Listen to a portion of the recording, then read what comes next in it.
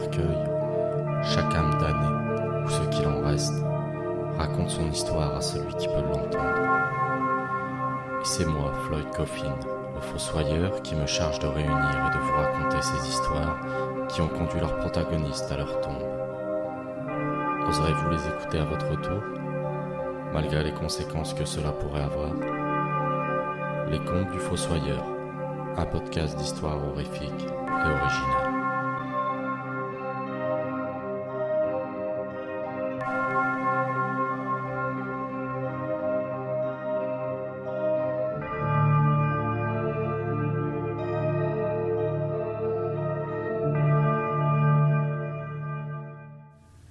Épisode de Pâques, première partie, Stanley Sarella. Lorsqu'il était enfant, ses parents lui racontaient l'histoire des cloches de Pâques qui déposaient des œufs en chocolat dans le jardin. En grandissant, de toutes les histoires qu'il avait pu entendre, il trouvait que celle-ci était la plus étrange. Il se demandait comment, même étant enfant, il avait pu y croire.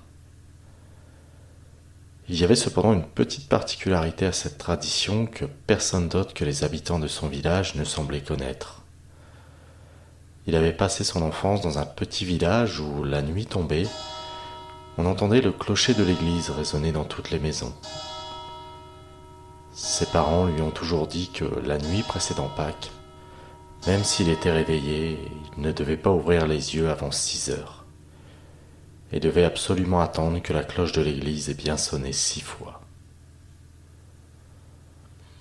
Des tonnes d'histoires se racontaient avec les autres enfants de son école sur les conséquences que ça pourrait avoir si quelqu'un enfreignait cette règle. Certains disaient qu'on voyait un monstre, d'autres une sorcière. Certains prétendaient connaître quelqu'un qui avait fait et qui avait disparu depuis. Puis il a déménagé avec sa famille lorsqu'il avait 11 ans. Ses parents ne parlaient jamais de cette période de son enfance et sa sœur était beaucoup trop jeune pour s'en souvenir. Cela l'avait donc fait sourire quand son employeur lui a annoncé qu'il devait rencontrer un client potentiel qui habitait ce village. Une semaine plus tard, il se rendit donc sur place avec une petite appréhension. Il se demandait s'il allait reconnaître certains endroits ou retrouver d'anciennes connaissances.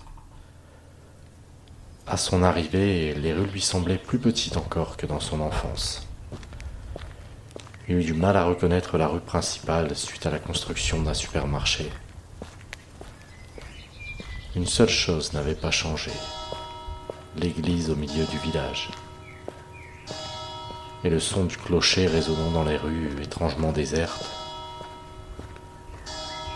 Alors qu'il cherchait la rue où habitait son client, il vit une vieille dame à sa fenêtre qui le fixait avec un sourire malin.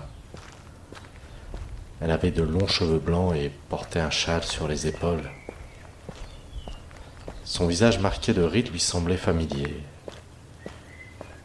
Il la salua et alors qu'il s'approchait d'elle, il l'entendit rire, puis elle lui dit « Tu es revenu. Nous t'attendons depuis si longtemps. Tu ne pourras pas t'échapper cette fois. »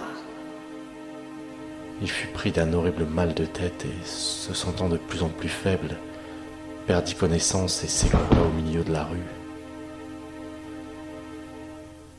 Lorsqu'il ouvrit les yeux, il se retrouva dans une petite pièce sombre, allongé sur un canapé. Il se redressa et regarda tout autour de lui. Il y avait plusieurs photos en noir et blanc accrochées sur le mur face à lui, probablement de vieilles photos de famille. Derrière lui, il y avait une étagère remplie de vieux livres. Parmi ces livres, un seul attira son regard. La couverture semblait être en cuir et, alors qu'il essayait de lire le titre écrit en latin sur la tranche, il entendit quelqu'un arriver derrière lui. Il se retourna et vit un homme d'âge moyen dans l'encadrement de la porte. Il était chauve et portait un jean et une chemise noire. Il sourit, remontant ses lunettes, puis se présenta comme étant Monsieur Stanley Sarella. Il s'agissait du client qu'il devait rencontrer. Confus, il se présenta à son tour et lui demanda comment il s'était retrouvé ici. Monsieur Arella lui expliqua alors qu'il avait entendu sa voisine appeler à l'aide et lorsqu'il sortit, il le trouva allongé sur le sol. Aidé d'autres personnes du voisinage, ils l'ont porté et amené jusqu'ici. Il se souvient alors de la vieille dame et de cette voix, et il lui demanda qui était-elle. Monsieur Arella lui répondit qu'il s'agissait de Madame Sivener. Elle avait toujours vécu dans ce village, mais depuis la disparition de son fils, ce n'était plus la même personne. Ce nom lui disait quelque chose, mais il n'arrivait pas à se souvenir s'il s'agissait d'une personne qu'il avait connue, ou s'il avait déjà entendu ses parents parler d'elle. Puis il l'invitait à passer dans son bureau afin de discuter du projet immobilier pour lequel il l'avait fait venir. Alors qu'il suivait Stanis Arella en traversant un long couloir menant à son bureau, il se sentit oppressé et avait l'étrange impression d'entendre des chuchotements.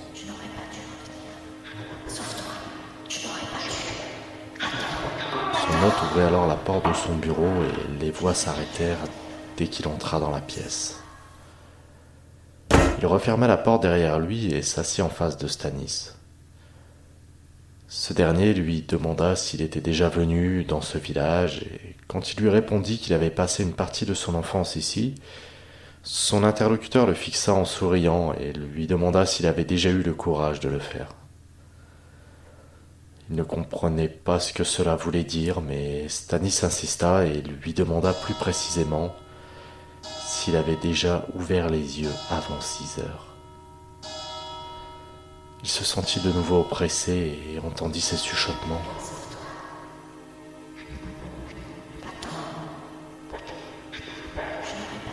C'est alors qu'il se souvenut de ce nom, Sivener. C'était le nom d'un de ses amis d'enfance. Il s'était défié d'ouvrir les yeux le jour de Pâques avant que la cloche ait sonné 6 fois. Il tenta alors de se lever pour s'enfuir, mais il n'avait plus de force dans les jambes.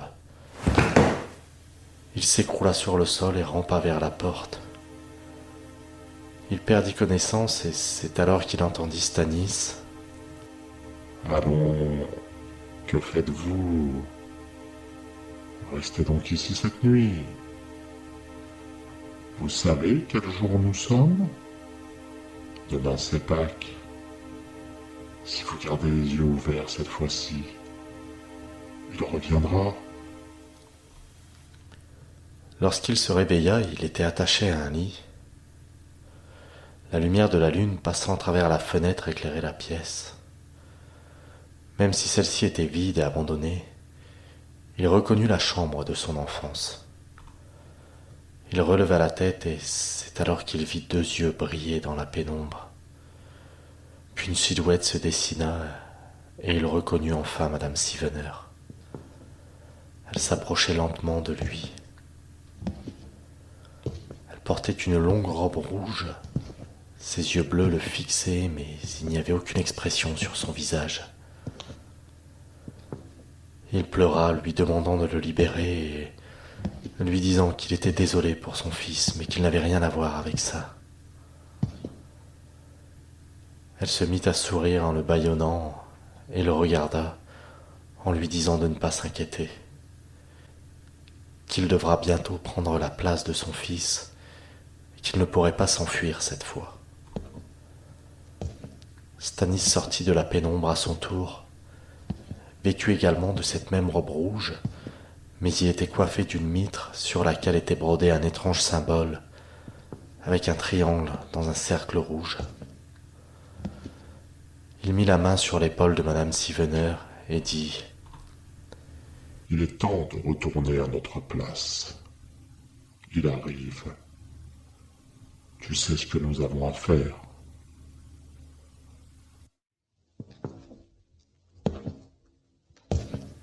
Ils reculèrent et disparurent dans l'obscurité.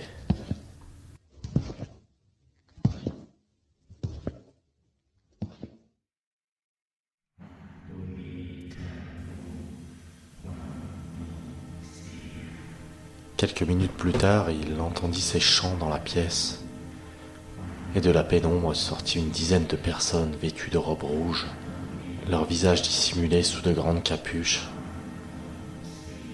Ils encerclaient le lit mené par Stanis Arella. Ils s'arrêtèrent puis le fixèrent quelques instants. Un par un, ils quittèrent lentement la pièce. Il se retrouva alors seul.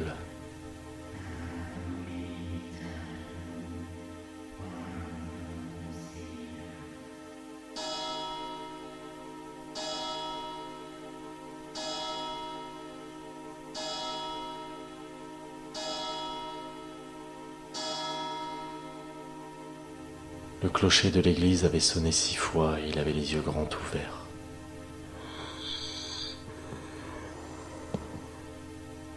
Il entendit cette respiration et vit entrer un homme, habillé d'une soutane avec une cloche autour du cou. Il était d'une maigreur cadavérique et devait mesurer plus de 2 mètres. Il avançait lentement, la tête penchée sur le côté, tenant dans sa main droite un panier rempli d'œufs en chocolat. Il était accompagné d'une créature bossue et difforme, coiffée d'une couronne d'épines, qui avançait en boitant. Un filet de bave coulant le long de ses lèvres alors qu'il le fixait de ses yeux injectés de sang.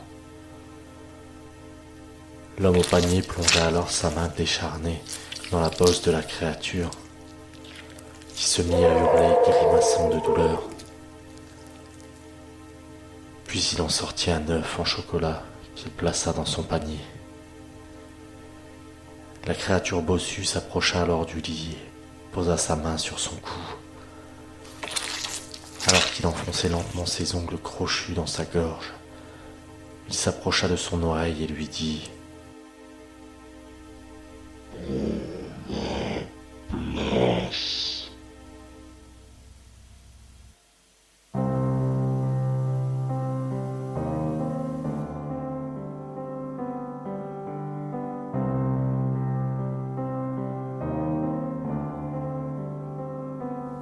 J'ai ouvert les yeux près du fossoyeur qui écoutait mon histoire. Alors le jour de Pâques, gardez bien les yeux ouverts, sauf si vous voulez...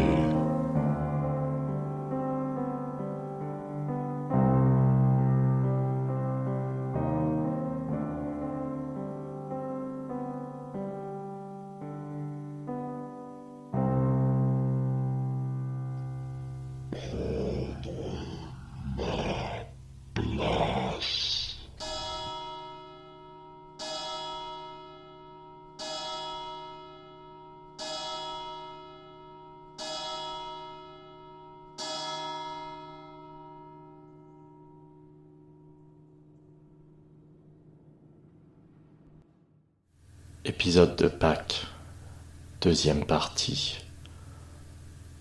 Alyssa Tréant.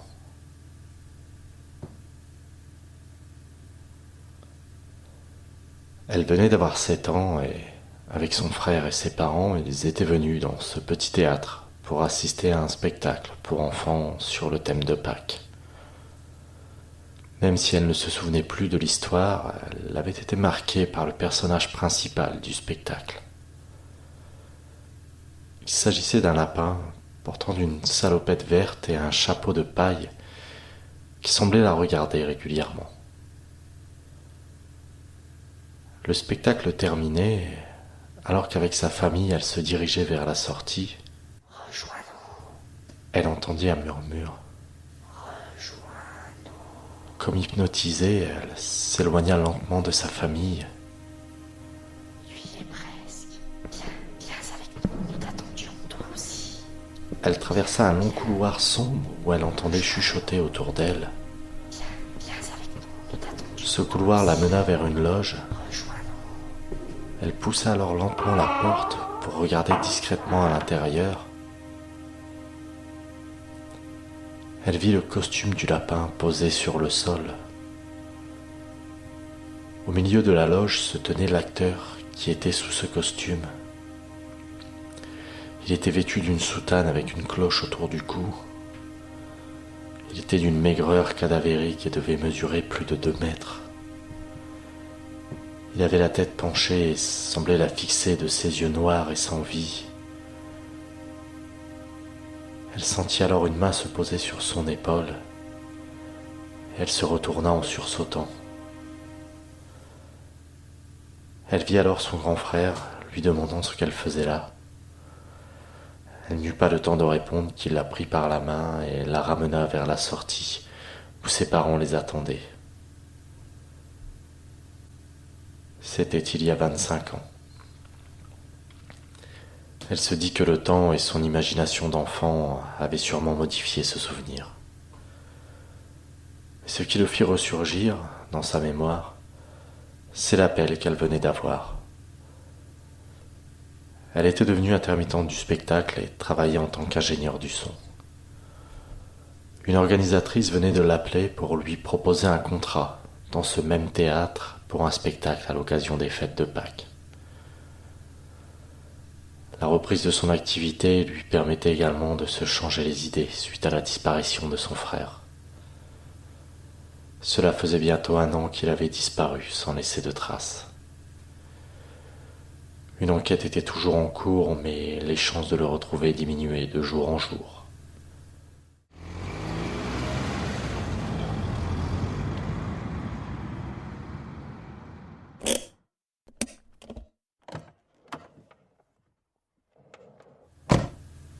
Elle se gara devant le théâtre et, sortant de sa voiture, elle vit une femme d'âge moyen s'approcher d'elle. Elle était vêtue d'un jean et d'un chemisier noir. Elle portait des lunettes et avait de longs cheveux bruns coiffés en chignon. Elle lui tendit la main et se présenta sous le nom d'Alyssa Tréant, la responsable du théâtre. Elle se présenta à son tour et, avec un large sourire, Madame Tréant lui dit qu'elle attendait sa venue avec impatience. Puis elle lui proposa de lui faire visiter le théâtre. Elle accepta et, alors qu'elle entrait, elle fut subitement prise d'une sensation de vertige. Elle s'appuya contre un mur. Alors qu'elle entendait ses chuchotements, elle sentit sur son épaule la main d'Alyssa Tréant lui demandant si tout allait bien. Elle reprit ses esprits et lui répondit que le trajet avait sûrement dû l'épuiser. La responsable la prit par le bras et l'emmena s'asseoir dans la salle. Elle lui dit de se détendre et qu'elle allait lui chercher un verre d'eau. Elle ferma les yeux et mit sa tête entre ses mains quelques secondes. Lorsqu'elle se redressa, elle vit sur la scène ce même lapin qui jouait dans le spectacle de son enfance. Il portait cette même salopette verte et ce chapeau de paille. Il se tenait immobile et la fixait, avec dans la main un panier d'œufs en chocolat. Elle tenta de se lever, mais fut de nouveau prise de vertige. Puis elle sentit un coup à l'arrière de la tête et s'écroula sur le sol.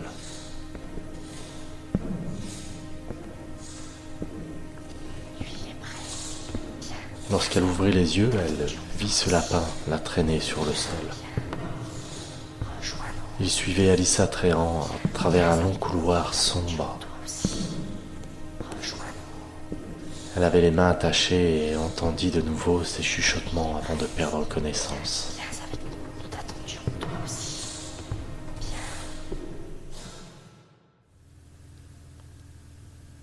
Elle ouvrit lentement les yeux quelques minutes plus tard, bâillonnée et attachée à une chaise. Elle regarda tout autour d'elle et reconnut la loge dans laquelle elle avait vu cet étrange acteur lorsqu'elle était enfant. Puis la porte s'ouvra lentement et elle vit entrer des personnes vêtues d'une robe rouge, leurs visages dissimulés sous de grandes capuches qui se mirent à l'encercler.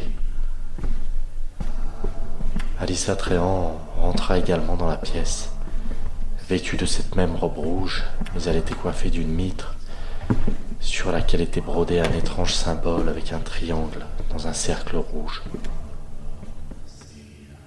Elle se pencha et lui dit qu'elle n'était pas la seule à attendre sa venue, qu'elle connaissait quelqu'un qui était impatient de la retrouver. Puis les chants se sont arrêtés. Tous s'écartèrent afin qu'elle puisse voir la porte ouverte menant vers ce couloir sombre. C'est alors qu'elle entendit ses pas s'approcher, puis vit entrer lentement cet être d'une maigreur cadavérique qu'elle avait vu sous ce déguisement de lapin. Il avançait la tête penchée sur le côté, tenant dans sa main droite un panier rempli d'œufs en chocolat.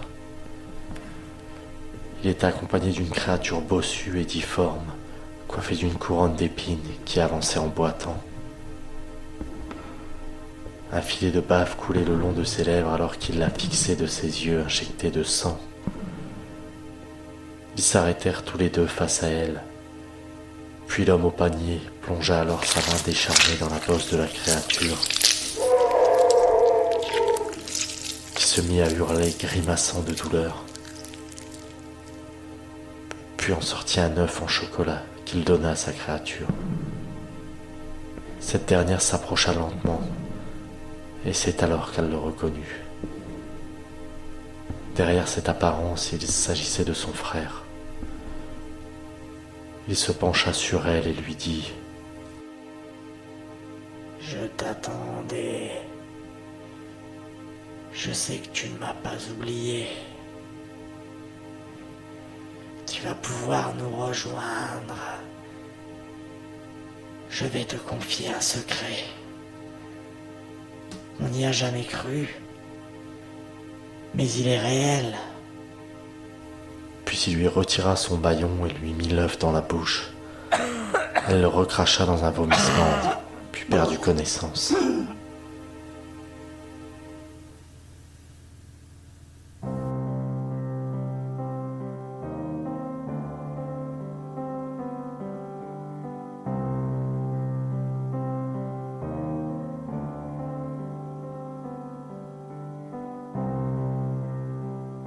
J'ai ouvert les yeux près du fossoyeur qui écoutait mon histoire. Alors méfiez-vous des traditions pour le jour de Pâques. Sauf si vous voulez